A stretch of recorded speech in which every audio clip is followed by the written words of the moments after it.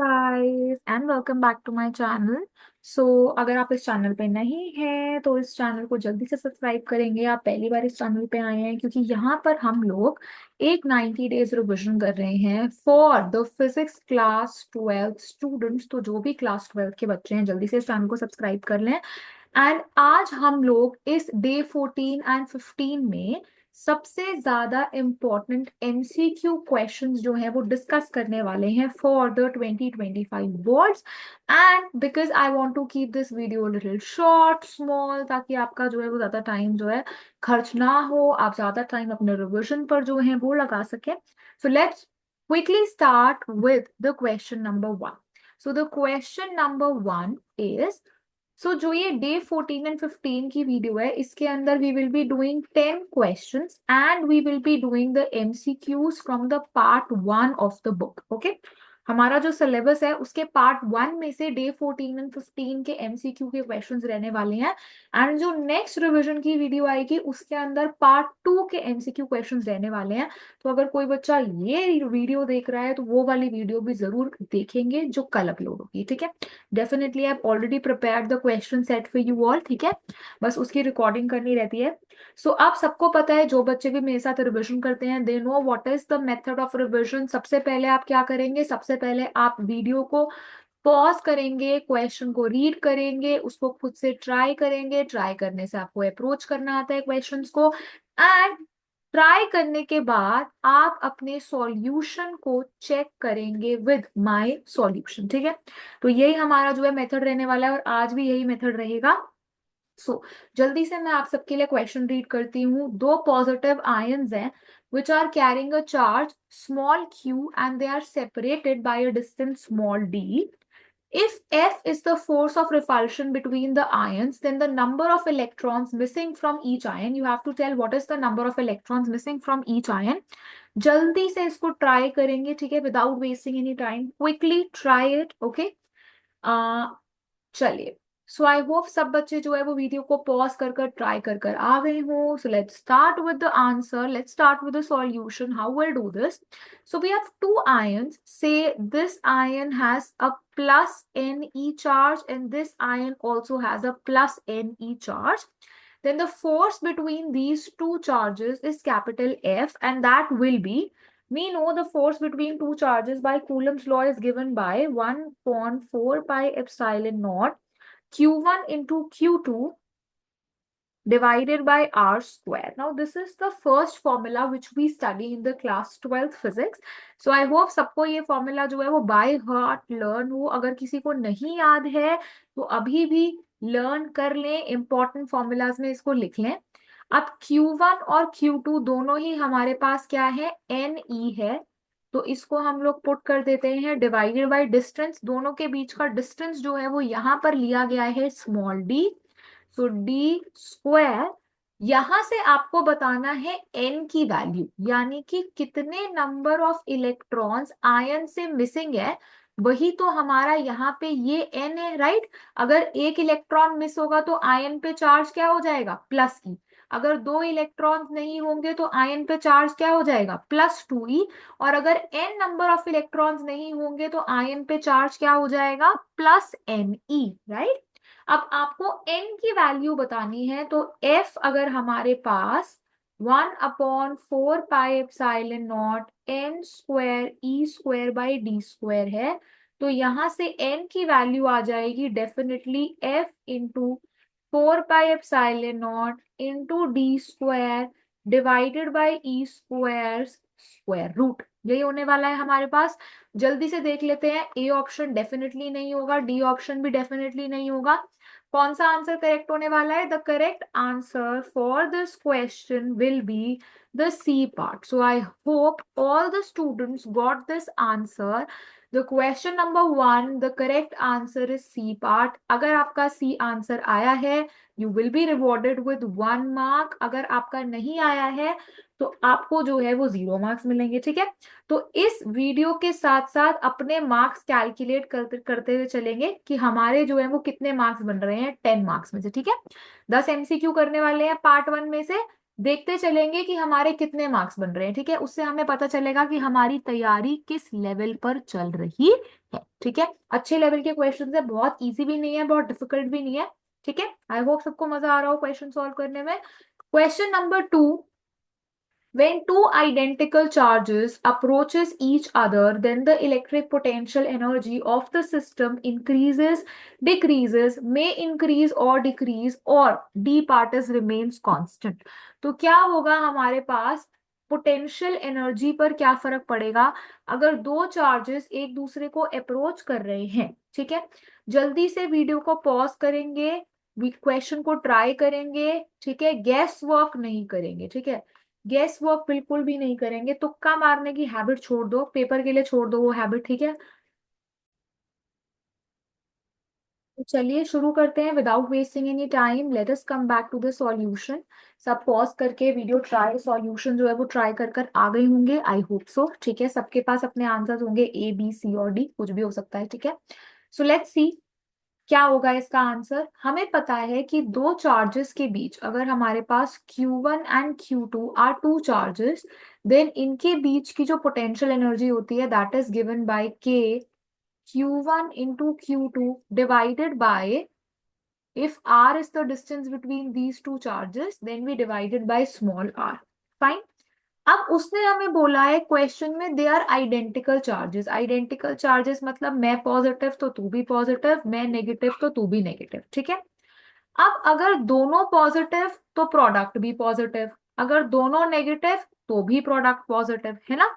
तो इसका मतलब प्लस और माइनस का अब जो सिस्टम है वो खत्म हो गया। क्यों?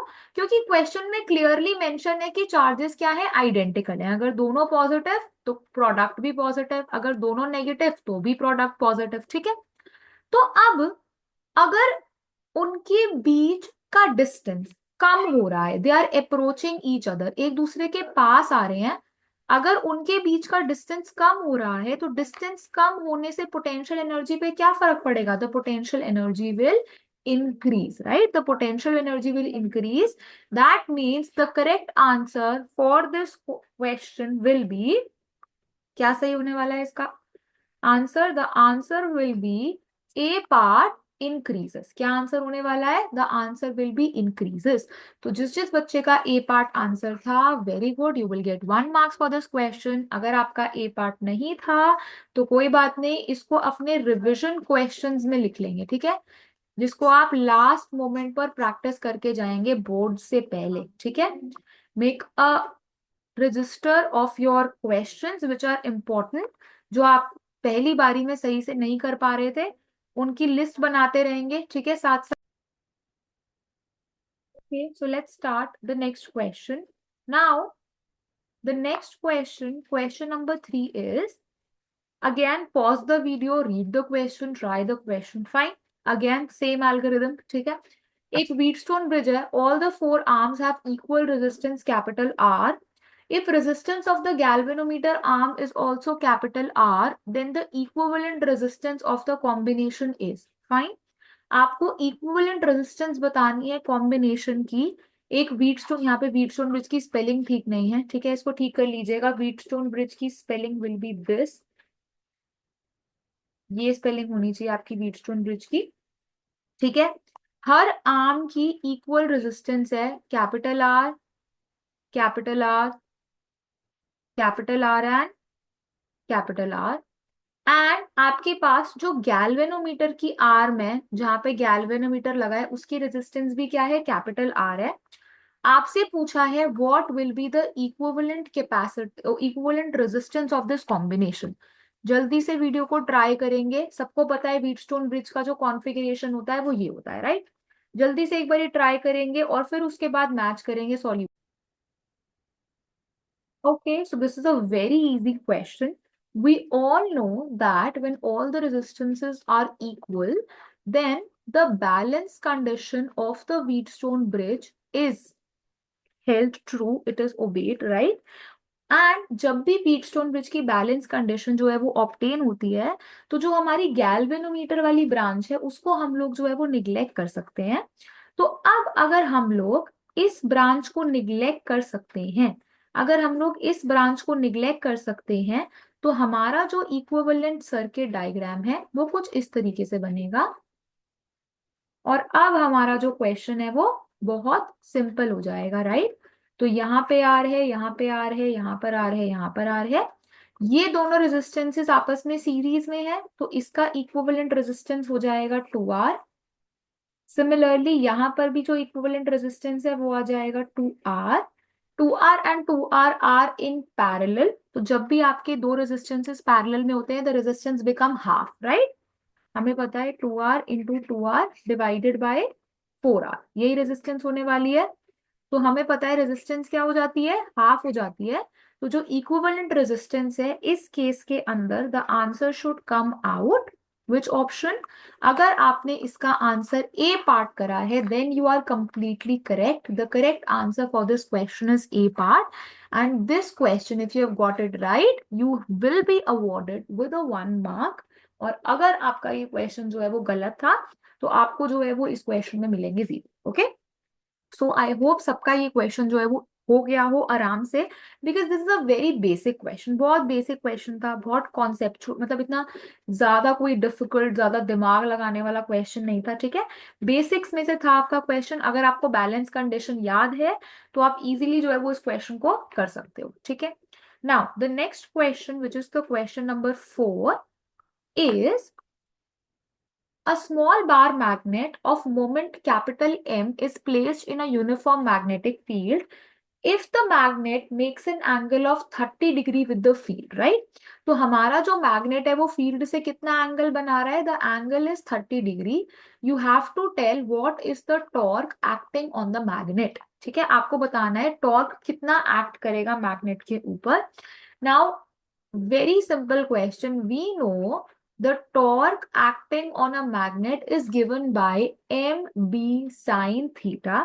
तो आपको magnetic moment capital M given है, मैग्नेटिक फील्ड गिवन है, एंगल आपको दे रखा है 30 degree. So this will come out mb/2। A very easy question. जिसने इसका आंसर mb/2 टिक करा है, ऑप्शन बी को टिक करा है, you will be awarded with a 1 mark. और अगर आपका आंसर जो था गलत था, अगर आपको नहीं याद है ये वाला फॉर्मूला, तो इसको अब इंपॉर्टेंट फॉर्मूलाज की लिस्ट में आप ऐड कर लेंगे because this is a very important formula, ठीक है। दो फॉर्मूलाज होते हैं, एक होते हैं डाइपोल मोमेंट के लिए और एक होता है मैग्नेटिक डाइपोल मोमेंट के लिए। तो जो आपका इलेक्ट्रिक डाइपोल मोमेंट के लिए है उसके अंदर हम सीखते हैं टॉर्क होता है पीई साइन थीटा, और मैग्नेटिक डाइपोल मोमेंट के लिए जो टॉर्क होता है वो होता है एम बी साइन थीटा। दो फॉर्मूलाज हैं बहुत इंपॉर्टेंट टॉर्क से रिलेटेड आपके, ठीक है। सो आई होप सबका जो है ये आंसर डेफिनेटली करेक्ट हुआ हो, ठीक है। अब हम लोग मिक्स क्वेश्चंस क्यों कर रहे हैं, ताकि हमारे एक साथ डिफरेंट कॉन्सेप्ट्स जो है वो रिवाइज हो सके, ठीक है। आपने देखा होगा कि एकदम से करंट इलेक्ट्रिसिटी का क्वेश्चन, फिर मैग्नेटिज्म का क्वेश्चन, ठीक है। हम लोग एक तरह के क्वेश्चन ना करके मिक्स क्वेश्चंस कर रहे हैं ताकि हम लोग अब जैसे हमारे पेपर में एमसीक्यू आते हैं, मिक्स एमसीक्यूज आते हैं, बिल्कुल उसी फॉर्मेट से हम लोग जो है वो क्वेश्चंस करने वाले हैं, ठीक है। Again this is a theoretical question and I hope सबको इस क्वेश्चन का आंसर जो है वो लर्न हो। Now this is your question number 5। Now the question number 5 is, आपको बताना है कौन से मटेरियल्स के लिए जो आपकी ससेप्टिबिलिटी होती है वो पॉजिटिव होती है, ठीक है। थ्योरी बेस्ड क्वेश्चन है, इसके लिए तो आपको जो है वो डेफिनेटली क्या करना है, वो देखने की भी जरूरत नहीं है आपको, क्या बोलते हैं, पॉज करने की भी जरूरत नहीं है वीडियो को। जिसको आता है उसको डेफिनेटली आता है और जिसको नहीं आता उसको नहीं आता, ठीक है। तो susceptibility is positive for which materials, is it ferromagnetic, paramagnetic, diamagnetic, और ऑप्शन ए एंड बी, ठीक है। तो कौन सा आंसर जो है वो सही होने वाला है इसका, I am giving you 2-3 seconds, जल्दी से एक बार जो है वो रिवाइज करो अपने कॉन्सेप्ट्स, क्या आंसर आना चाहिए इसका। तो इसका जो आंसर है that will be that for both paramagnetic and ferromagnetic materials जो आपकी ससेप्टिबिलिटी होती है वो पॉजिटिव आती है। पैरामैग्नेटिक के लिए जो ससेप्टिबिलिटी होती है वो बहुत स्मॉल होती है, बट पॉजिटिव होती है, एंड फेरोमैग्नेटिक के लिए जो ससेप्टिबिलिटी होती है that is a large positive number, and इसका जो रेंज होता है फेरोमैग्नेटिक मटेरियल्स का दैट इज अराउंड 1000। सो 1000 के आराम इतने रेंज का जो है वो क्या होती है, ससेप्टिबिलिटी होती है फॉर फेरोमैग्नेटिक मटेरियल्स, ठीक है। So the correct answer for this is option D, that is A and B. जिसने आंसर जो है वो क्या करेक्ट करा है, ऑप्शन डी को करेक्ट करा है, उनका ये आंसर जो है वो बिल्कुल करेक्ट है। The susceptibility is positive for both ferromagnetic and paramagnetic materials। तो यहां से हमने ये चीज इंटरप्रेट कर ली कि डायामैग्नेटिक मटेरियल्स के लिए ससेप्टिबिलिटी क्या होती है, नेगेटिव होती है, ठीक है। ससेप्टिबिलिटी क्या होगी, नेगेटिव। सो जिसका ये आंसर सही है you can give your self 1 marks, and अगर गलत है तो आपको अपने आप को 0 मार्क्स देने पड़ेंगे, ठीक है। चलिए, now let's move to the next question. जल्दी से हम लोग नेक्स्ट क्वेश्चन की तरफ चलते हैं। Okay, so question number 6 for today is EMF is produced in a coil which is not connected to an external voltage source। इसका मतलब जो EMF प्रोड्यूस हो रहा है that is EMF induced, right? EMF is inducing in a coil। आपको बताना है this can not be due to. Now बहुत सारे बच्चे क्वेश्चन को ध्यान से नहीं पढ़ते हैं, यहां पर वर्ड है कैन नॉट, ठीक है। सिली मिस्टेक्स की चांसेस बहुत ज्यादा अगर आप अपने क्वेश्चंस को ढंग से कंसंट्रेशन के साथ रीड नहीं करेंगे, ध्यान से पढ़ेंगे अपने क्वेश्चंस को। आपको बताना है किससे नहीं हो सकता है ये, the coil being in a time magnetic field. अब हमें पता है, जल्दी से वीडियो पॉज करेंगे सब बच्चे, एक बारी पॉज जरूर करेंगे, ट्राई जरूर करेंगे इस क्वेश्चन को, अपने आंसर के साथ बैठेंगे और फिर एक बारी सॉल्यूशन देखेंगे, ठीक है। ऐसे कोई नहीं करेगा कि अरे सीधा सॉल्यूशन पे आ गए कि हो नहीं रहा है हमसे। ट्राई अप्रोच करना सीखो क्वेश्चंस को, अगर नहीं करोगे तो फिर बोर्ड्स के लिए बहुत दिक्कत की बात है, ठीक है ना। और हमें जो है वो प्रिपरेशन करनी है 100 आउट ऑफ 100 की, तो हम तो एक भी MCQ गलत करने का चांस नहीं ले सकते, है ना। चलिए, सो अब अगर आप, हमें पता है कि किसी भी कॉइल में EMF तब इंड्यूस्ड होगी जब उसके अंदर से पास होने वाला मैग्नेटिक फ्लक्स वेरी करेगा, और मैग्नेटिक फ्लक्स डिपेंड करता है मैग्नेटिक फील्ड और एरिया वेक्टर के ऊपर, और किस पे डिपेंड करता है, उन दोनों के बीच के एंगल पर। फ्लक्स क्या है, BA cos थीटा। अगर मैग्नेटिक फील्ड, एरिया और एंगल में से कोई भी चीज चेंज होगी तो EMF इंड्यूस होगा, ठीक है। तो अगर कॉइल एक टाइम वेरिंग मैग्नेटिक फील्ड में पड़ी है तो क्या फ्लक्स चेंज हो रहा है, यस मैम, फ्लक्स चेंज हो रहा है, तो EMF इंड्यूस होगा। The coil is moving in a time varying magnetic field, तब भी आपका फ्लक्स चेंज हो रहा है। The coil moving in a constant magnetic field, and the last part is the coil is stationary in the external spatially varying magnetic field which does not change with time। जो आपका coil है वो stationery है in external spatially varying magnetic field which does not change with time। तो अब A और B option में से डेफिनेटली इसका आंसर कुछ नहीं होने वाला है, आपको बताना पड़ेगा कि C और D में से इसका क्या आंसर होगा। तो वी नो दैट अगर आपके पास EMF इंड्यूस्ड निकालना है हमें, तो EMF इंड्यूस्ड डिपेंड करता है कि फ्लक्स टाइम के साथ कैसे वैरी कर रहा है, ठीक है। अब C और D ऑप्शन में ये फर्क है कि इसके अंदर कॉइल जो है वो मूव कर रही है आपके पास कांस्टेंट मैग्नेटिक फील्ड में, ठीक है। एंड डी ऑप्शन के अंदर the coil is stationary, coil move नहीं कर रही है in external spatially varying magnetic field which does not change with time. तो यहां पर आपके पास टाइम के साथ वैरी नहीं कर रही है मैग्नेटिक फील्ड, और अगर मैग्नेटिक फील्ड टाइम के साथ वैरी नहीं करेगी तो जो हमारा d phi by dt है d phi by d t के अंदर जो d B by d t बैठा होगा, this is directly proportional to d B by d t, this will become zero. And इसके जीरो होने की वजह से ईएमएफ इंड्यूस्ड भी क्या हो जाएगा, zero. So the correct answer for this question will B option D, that EMF cannot be produced in the D case। तो जिस जिस बच्चे ने आंसर डी लिखा है, you will be given 1 mark for this question. And अगर आपका answer जो है वो गलत हो गया है, तो आई होप आप सबको अब समझ आ गया हो कि इस क्वेश्चन का आंसर जो है वो डी क्यों होगा। ठीक है, बहुत अच्छा क्वेश्चन है, कॉन्सेप्चुअल क्वेश्चन है। ठीक है, ऐसे क्वेश्चंस आपके बोर्ड्स में आने के चांसेस बहुत ज्यादा है। ठीक है, इसीलिए मैंने इस क्वेश्चन को इंक्लूड करा है कि डिफिकल्टी लेवल जो होता है बोर्ड का, वो हर बच्चे के लिए सेट करा जाता है। सारे तरह के क्वेश्चन सेट करे जाते हैं, इजी से लेके वेरी डिफिकल्ट। ठीक है, सारे तरह के क्वेश्चंस जो है वो सेट करे जाते हैं। तो एक आध डिफिकल्ट क्वेश्चन भी आप डेफिनेटली एक्सपेक्ट करें अपने पेपर में। ये नहीं सोचेंगे कि सारे ही क्वेश्चंस ऐसे आ जाएंगे जो आप हर बच्चा कर सकता है। ठीक है, कुछ ना कुछ क्वेश्चन बोर्ड आप ऐसा जरूर डालता है सीबीएसई जो क्रीम बच्चे को अलग करेगी। ठीक है, जिसने बहुत ज्यादा मेहनत करी है उस बच्चे को अलग करेगी। ठीक है, बाकी बच्चों से। ओके, और उसी बच्चे के क्या आएंगे, उसी बच्चे के आएंगे 100 आउट ऑफ 100। इसीलिए ये रिवीजन बहुत इंपॉर्टेंट है। ठीक है, जो आपको प्रिपेयर कर रही है हर तरह के क्वेश्चन के लिए।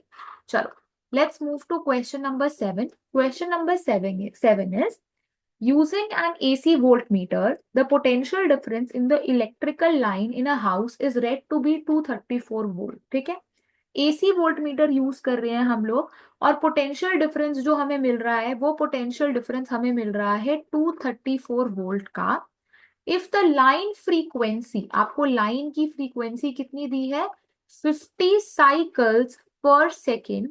The equation for the line voltages, आपको बताना है कि लाइन वोल्टेज की क्या इक्वेशन होने वाली है।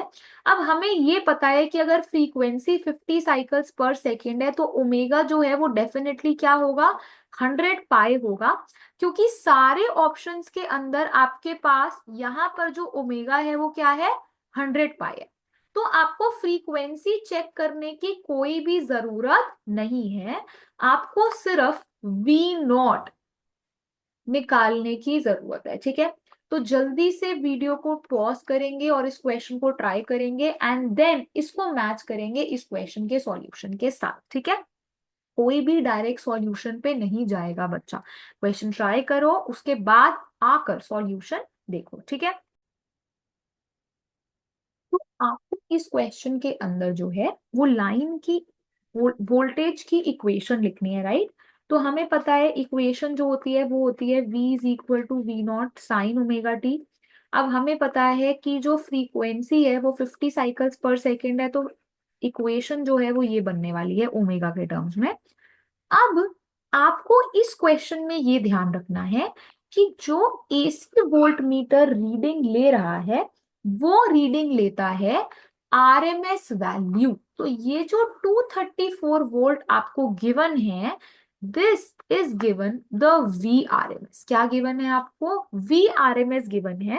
एंड हमें पता है कि जो वी आर एम एस है that is always given by V not by root 2। तो वी नॉट की वैल्यू हो जाएगी आपकी V R M S times root 2। तो वी आर एम एस होता है 234 वोल्ट एंड रूट 2 इज 1.414। यहां से आप वी नॉट निकाल सकते हैं and the V not will come out 331 volt. ठीक है, तो इक्वेशन जो है आपकी वो बन जाएगी 331 साइन 100 पाई टी। जिस जिस बच्चे ने इंस्टेंटेनियस वोल्टेज की इक्वेशन ये निकाली है, यानी कि कौन सा ऑप्शन निकाला है, ए ऑप्शन निकाला है, that is completely correct. You will get a 1 mark for this question. और जिस जिस बच्चे से इस क्वेश्चन में कहीं पर भी कोई भी गड़बड़ हुई है, ठीक है, तो देखो कॉन्सेप्ट क्या है। कॉन्सेप्ट इसके अंदर बस इतना लग रहा है, सबको इक्वेशन लिखनी आती है, सबको फ्रीक्वेंसी को ओमेगा में कन्वर्ट करना आता है, बट आप कहाँ कंफ्यूज होगे कि मैम जो ये एसी वोल्ट मीटर है, ये जो 234 वोल्ट दे रखा है, ये क्या दे रखा है हमें, वी नॉट दे रखा है, वी आर एम एस दे रखा है, क्या दे रखा है। ठीक है, तो यहाँ पर जो है वो आपको क्या हो सकती है, कंफ्यूजन हो सकती है। इसीलिए साथ साथ ऐसे क्वेश्चंस जहां पर भी आपको कोई भी दिक्कत है उसको एक जगह पर जो है वो करते जाएंगे सब बच्चे, ठीक है, ताकि लास्ट में रिविजन करने में आपको कोई भी प्रॉब्लम ना आए, ठीक है। Next question is, can AC be used for electrolysis and why? ठीक है, पॉज करेंगे वीडियो को और फिर ट्राई कर कर अपने सॉल्यूशन को मेरे सॉल्यूशन के साथ आपको मैच करना। Okay, so in this question, electrolysis is a process, right? जिसके अंदर आप एक सॉल्यूशन के अंदर इलेक्ट्रिसिटी पास करवाते हो एंड यूजिंग दैट इलेक्ट्रिसिटी एक कोई केमिकल रिएक्शन जो है वो कंडक्ट करा जाता है, ठीक है। अब इलेक्ट्रोलिसिस के अंदर आपको फिक्स्ड पोलैरिटी चाहिए होती है, किसके बीच में? फिक्स पोलैरिटी चाहिए आपको आपके दो टर्मिनल्स के बीच में, ठीक है। तो अब फिक्स्ड पोलैरिटी क्या आपको एसी के अंदर मिल सकती है? सो नो, एसी के अंदर हमारी जो पोलैरिटी है वो कुछ टाइम के बाद क्या होती है, रिवर्स होती है, ठीक है। तो इसीलिए एसी को आप यूज नहीं कर सकते हो for electrolysis. So the answer will be, सबसे पहले क्वेश्चन आपसे पूछा गया है can AC B use for electrolysis, so the option will be no, and the reason is that it has no fixed polarity, उसकी कोई भी fixed polarity नहीं है, इसीलिए आप इसको जो है वो यूज नहीं कर सकते हो। So the correct answer for this question will be B part। अगर आपका B part आंसर आता है you will get 1 mark, अगर नहीं आता है so you will get 0 marks, ठीक है। So question number 9, let's move to question number 9। अपने बेसिक्स को रिवाइज करते हुए जाएंगे, मार्क्स कैलकुलेट करते जाएंगे कि अब तक कितने मार्क्स बन रहे हैं हमारे, ठीक है। Take this as a challenge, इसको एक चैलेंज की तरह लेंगे सब बच्चे। नाउ द नेक्स्ट क्वेश्चन, और वेरी इजी क्वेश्चन, ये तो मैं खुलेआम बोलती हूँ कि बहुत आसान क्वेश्चन है। Which of the following graph represent the correct variation of the inductive reactance with frequency mu? अब वीडियो को पॉज करेंगे, कम विद द आंसर कि मैम इसका आंसर ये होगा एंड देन मैच, ठीक है, मैच करेंगे। So this question is for scoring, right. इस ऐसा क्वेश्चन अगर एग्जाम में आ जाए तो बल्ले बल्ले हो जाए, है ना। क्यों बल्ले बल्ले हो जाए? हमें पता है मैम इंडक्टिव रिएक्टेंस क्या होती है, एल इंटू ओमेगा। ओमेगा क्या है मैम, 2 पाई इंटू फ्रीक्वेंसी। अब क्या यहाँ पे एक्स एल और फ्रीक्वेंसी आपस में डायरेक्ट रिलेशन में है? Yes ma'am, X L is directly proportional to frequency, और जब भी एक्स एल फ्रीक्वेंसी के डायरेक्टली प्रोपोर्शनल होगा तो हमारे पास जो ग्राफ है वो क्या होने वाला है, स्ट्रेट लाइन होने वाला है, राइट। ये जो x L is equal to 2 pi l into mu है ma'am, this is an equation of a straight line y is equal to m x. तो इस क्वेश्चन का आंसर जिस जिस बच्चे ने, कौन सा ऑप्शन देना पड़ेगा सही आंसर देने के लिए, जिस जिस बच्चे ने इसका आंसर बी दिया है, that answer is completely correct, you will get 1 marks. ना तो इसका आंसर ए होगा, ना इसका सी होगा, और ना ही इसका आंसर जो है वो डी होगा, ठीक है।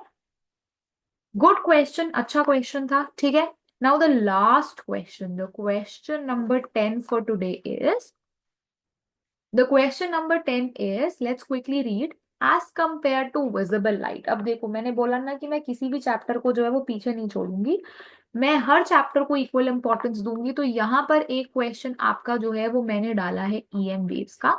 सो ध्यान से इस क्वेश्चन को ट्राई करेंगे, पॉज कर लो वीडियो, ट्राई करके आ जाओ जल्दी से और मुझे बताओ इस क्वेश्चन का आंसर क्या होने वाला है। Okay, so as compare to visible light, microwave की फ्रीक्वेंसी और एनर्जी क्या होने वाली है, ठीक है।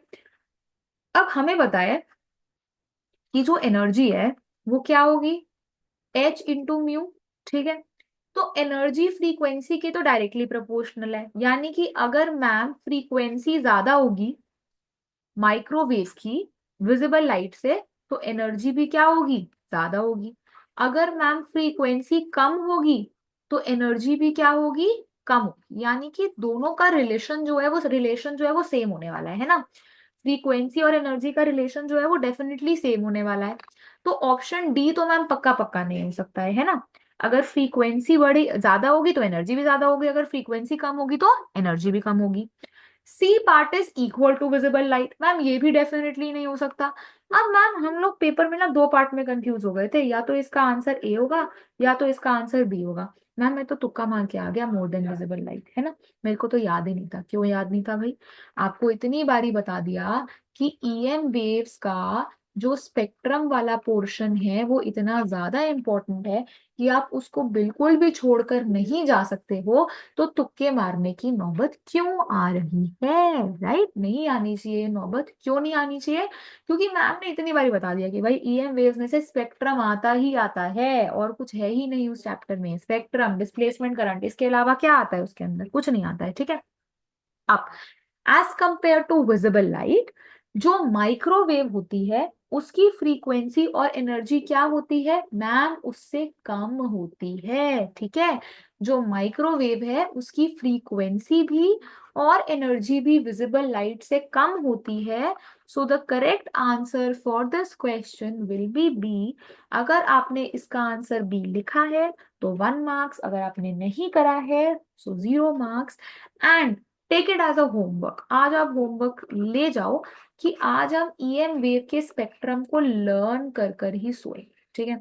इसको लर्न करेंगे हम, इसको 4 बारी लिख के देखेंगे। किसी भी चीज को अगर आप 4 बारी लिख लोगे तो मजाल है कि आपको वो चीज जो है वो भूल जाए, ठीक है। मेक अ पैटर्न, एक पैटर्न बनाओ, हर चीज को याद करने का एक तरीका बनाओ, एक पैटर्न बनाओ जिससे आपको वो इजीली याद रहे। गाना बना लो, निमोनिक्स बना लो, कुछ भी बना लो, है ना। उसको लर्न करने का तरीका बनाओ कि स्पेक्ट्रम जो है वो कैसे हम लोग जो है वो लर्न कर सकते हैं, ठीक है। उससे आपको बहुत हेल्प होगी पेपर में, ठीक है। आप बस जल्दी से उसकी सीरीज को लिखोगे, बताओगे अच्छा ये तो सीरीज में आ गया है, ये तो पीछे है, इसकी फ्रीक्वेंसी ज्यादा है, इसकी फ्रीक्वेंसी कम है, ठीक है। सो वेरी इंपॉर्टेंट, ठीक है। सो अब कमेंट्स में मुझे बताना कि आपके कितने मार्क्स बन रहे हैं, ठीक है। सो कमेंट्स में सब मुझे बताएंगे किसके आए 10 आउट ऑफ 10, ठीक है।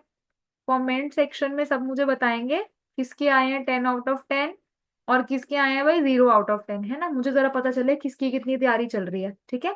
जिसके 10 आउट ऑफ 10 आए होंगे वेरी गुड, पहले ही सुन लो, वेरी गुड, ठीक है।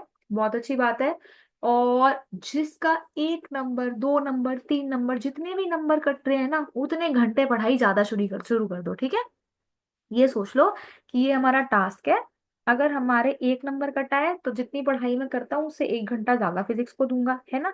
अगर 2 नंबर कटे हैं तो 2 घंटे ज्यादा दूंगा।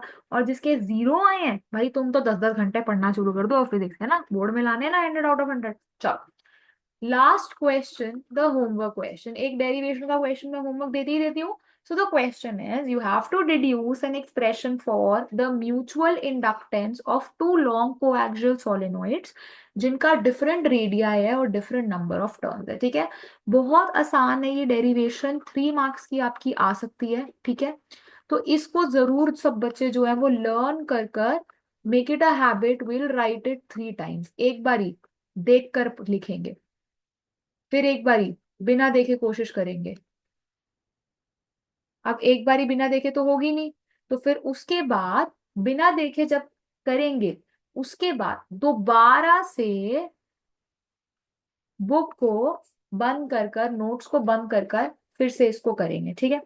3 बारी जो बच्चा एक डेरिवेशन को कर लेगा उसकी रिवीजन जो है वो क्या चल रही है, एकदम टॉप नॉच चल रही है, एकदम परफेक्ट चल रही है, ठीक है। सो आज का सेशन यहीं पे कंप्लीट होता है। आई होप सबको आज का सेशन जो है वो 10 आउट ऑफ 10 लगाओ।